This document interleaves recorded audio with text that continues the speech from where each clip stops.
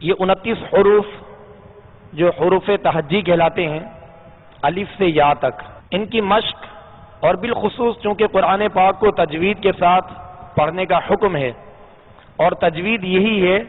کہ ہر حرف کو اس کے اصلی مخرج کا معنی ہوتا ہے نکلنے کی جگہ، جس جگہ سے حرف نکلتا ہے اسے مخرج کہتے ہیں، اور ہر حرف کا اپنا اپنا مخرج ہے۔ جب تک ہر حرف کو اس کے مخرج سے ادا نہ کیا جائے حرف صحیح معنوں میں ادا نہیں ہوتا۔ اور دوسری بات اس میں یہ ہے کہ صفات کے ساتھ ادا کیا جائے۔ صفت کہتے ہیں خوبیوں کو، یعنی ہر حرف کی اپنی اپنی خوبی ہے۔ مثال کے طور پہ سا کو نرمی کے ساتھ ادا کرنا یہ اس کی خوبی ہے، سین کو سختی کے ساتھ سیٹی کی آواز میں ادا کرنا یہ اس کی خوبی ہے۔ اسی طرح حروف مستعلیہ کو جو پر پڑھنا ہے ان کا موٹا پڑھنا ان کی خوبی ہے، اور بقیہ حروف کو باریک پڑھنا یہ ان کی خوبی ہے۔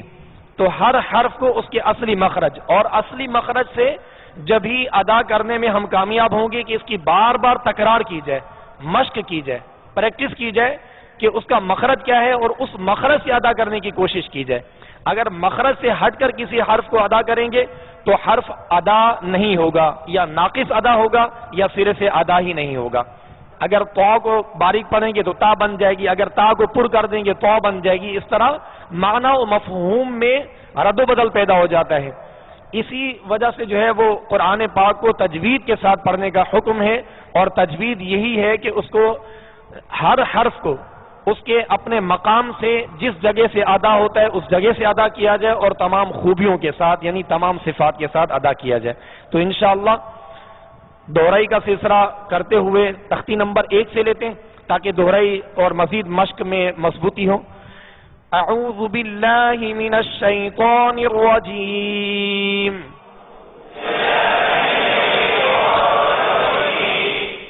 بسم اللہ الرحمن الرحیم،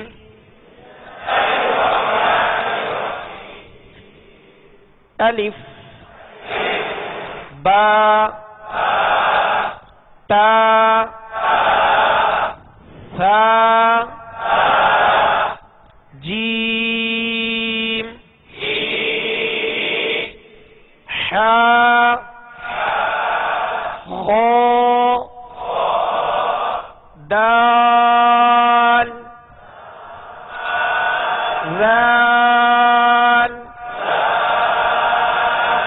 را ذا سین شین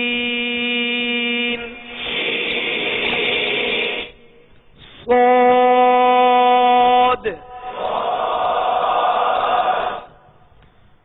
حروف مستعلیہ جو 7 ہیں خا، صاد، ضاد، طا، ظا، غین،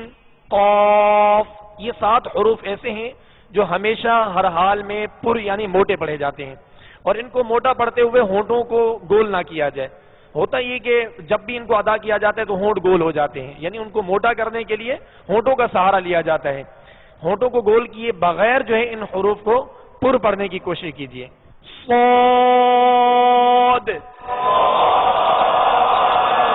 ضاد، طا،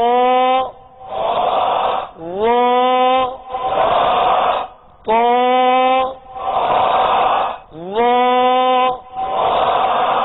جیسے طا کو ادا کرتے ہوئے یا وا کو ادا کرتے ہوئے اس کو موٹا کرتے ہوئے ہونٹوں کو جب گول کرتے ہیں تو توا اور وا، یعنی اس میں ایک حرف کا اضافہ ہو جاتا ہے واو کا، توا وا، یعنی ہونٹ گول کریں گے تو اس طرح یہ ادا ہوگا، جو کہ غلط طریقہ ہے، اور صحیح طریقہ یہ ہے کہ بغیر ہونٹ گول کیے ان کو ادا کیا جائے اور پر اور موٹا ادا کیا جائے۔ تو وا عین، عین، عین جو ہے یہ درمیان حلق سے ادا ہوتی ہے، حلق کے درمیان سے ادا ہوتی ہے۔ عین اور حمزہ میں فرق کرنے کا ہوتا ہے، کیونکہ حمزہ ابتدائے حلق سے ادا ہوتا ہے، ان کا مخرج بھی الگ ہے، اور عین جو ہے یہ وسط حلق یعنی درمیان حلق سے ادا ہوتا ہے۔ عین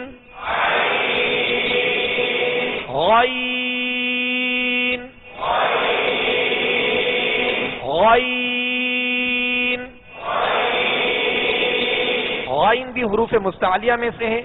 اور اہتمام نہ کرنے کی وجہ سے یا مشق نہ ہونے کی وجہ سے بسا اوقات ایسا ہوتا ہے کہ اس کی آواز یوں تبدیل ہو جاتی ہے، غائن کو گائن پڑھا جاتا ہے، گائن، اور گاف جو ہے یہ اردو کا حرف ہے اور غائن جو ہے یہ عربی کا ہے۔ اگر اس کو گائن پڑھیں گے تو حرف جو ہے مکمل طور پہ ختم ہو جائے گا، لہذا صحیح طریقہ جو ہے وہ یہ ہے کہ غائن،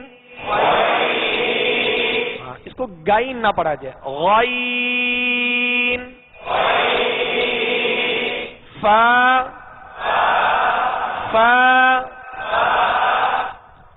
اوپر کے دونوں دانت جو سامنے کے اوپر کے دو دانت ہیں، ان کا کنارہ اور نچلے ہونٹ کا تر حصہ، اس سے فا ادا ہوتا ہے، اس سے فا ادا ہوتا ہے، یہ اس کا مخرج ہے، اس کا صحیح مخرج یہی ہے، اور اس سے ادا کریں گے تو صحیح ادا ہوگا، اور اگر اس طرح ادا نہیں کریں گے، دونوں ہونٹوں کو ملا دیں گے تو فا پھا بن جائے گا، جو کہ غلط طریقہ ہے اور حرف صحیح ادا نہیں ہوگا۔ تو اوپر کے سامنے والے دو دانتوں کے کنارے اور نچلے ہونٹ کا تر حصہ، فا، فا، قاف، قاف، دو نقطے والا جو ہے حروف مستعلیہ میں سے اس کو پر پڑھیں گے، اور آگے جو دوسرا کاف ہے ڈنڈی والا اس کو باریک پڑھیں گے۔ اس میں دونوں میں فرق کرنا ہے، دو نقطے والے قاف کو پر پڑھنا ہے، موٹا پڑھنا ہے، حروف مستعلیہ میں سے ہے، اور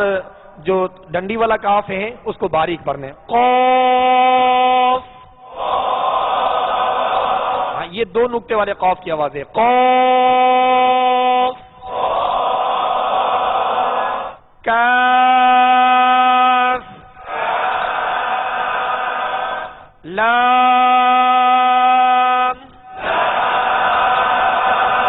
میم،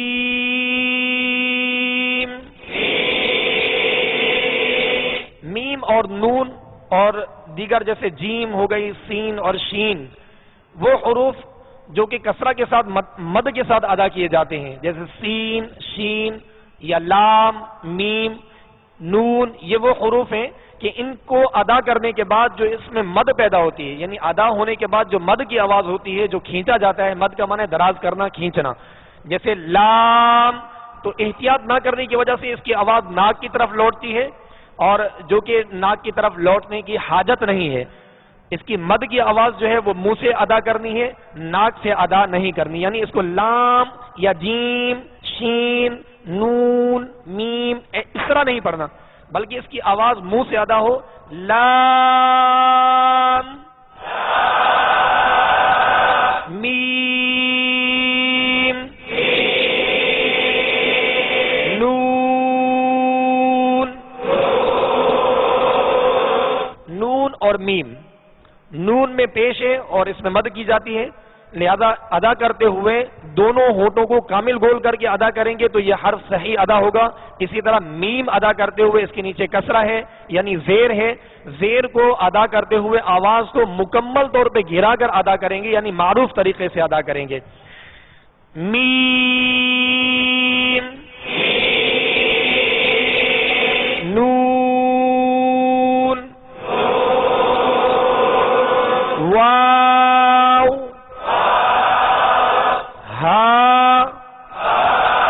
حمزہ، یا،